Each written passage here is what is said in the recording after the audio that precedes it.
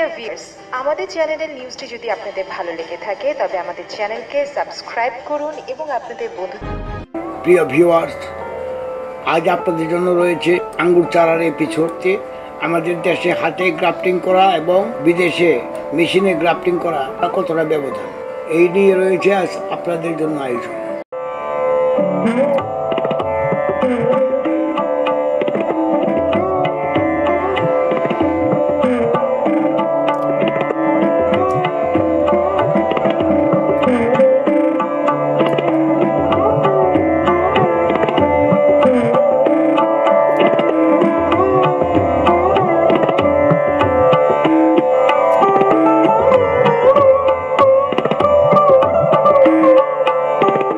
প্রিয় ভিউয়ার্স, আপনারা যখন অনেকগুলো চারা দেখছেন বিয়ার রুটের, এই যে দেখেন সুন্দর সুন্দর বাগান, এত সুন্দর সুন্দর আঙ্গুরগুলো ধরে আছে, এটার একমাত্র কারণ হলো উন্নত জাত। এই যে দেখেন আমরা সাধারণত হাতে গ্রাফটিং করি।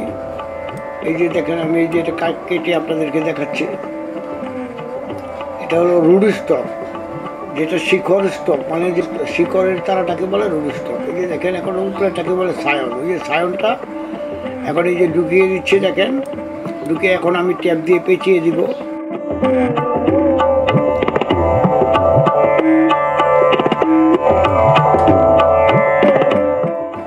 তাহলেই হয়ে গেল। তারপরে আমরা একটু পলিথিন দিয়ে মাথাটা ঢেকে দেবো যাতে মাথাটা না শুকিয়ে যায়, এই জন্য এই ব্যবস্থা আর কি, যাতে ওয়েদারটা ঠান্ডা থাকে আর কি।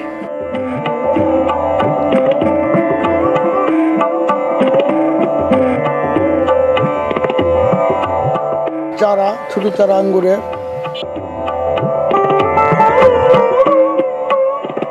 আর আগেরও কিছু চারা আছে দেখেন।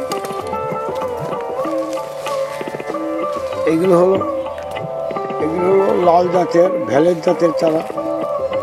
এখানে আছে ক্রিমসন, এই যে লাইনটা হলো ক্রিমসন, আর ওখানে আছে সুপার সোনাকা। এই যে দেখেন এগুলো হলো বাইকুনের জাত। আমি ক্লোজ আপ করে দেখাচ্ছি, এটা হলো বাইকুনের জাত।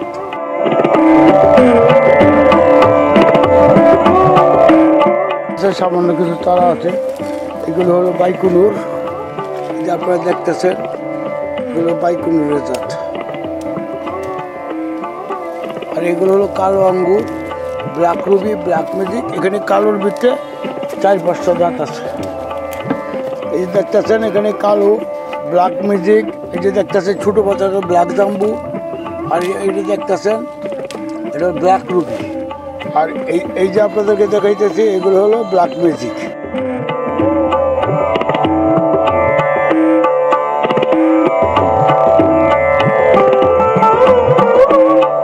কেটে কেটে দিচ্ছে এবং মেশিনের সাহায্যে কাটছে। এগুলো দেখেন রুট স্টকের সাথে সায়ন কীভাবে জোড়া দিচ্ছে, এই যে দেখতেছে। এই যে দেখেন ওনারা এই মহিলাগুলো সায়নগুলি এবং রুট স্টক একসাথে কেটে জোড়া দিচ্ছে। এই দেখেন সায়নগুলো নিতেছে এবং এই যে রুট স্টকের মেশিনে একদম ফিটিং করে দিচ্ছে। এই যে দেখতেছেন কীভাবে কাটতেছে। এগুলো যেহেতু তাদের লক্ষ লক্ষ গ্রাফটিং করে, লক্ষ লক্ষ বিয়ার রুটের চারা তৈরি করে, এই জন্য তারা এই মেশিনের সাহায্যে অতি সহজে এবং অতি তাড়াতাড়ি অল্প সময়ের ভিতর অনেকগুলো গাছ তৈরি করা সম্ভব। এই আটিগুলো তো মেশিনের সাহায্যে শিকড়ের অপ্রয়োজনীয় অংশ কেটে দেওয়া হয়।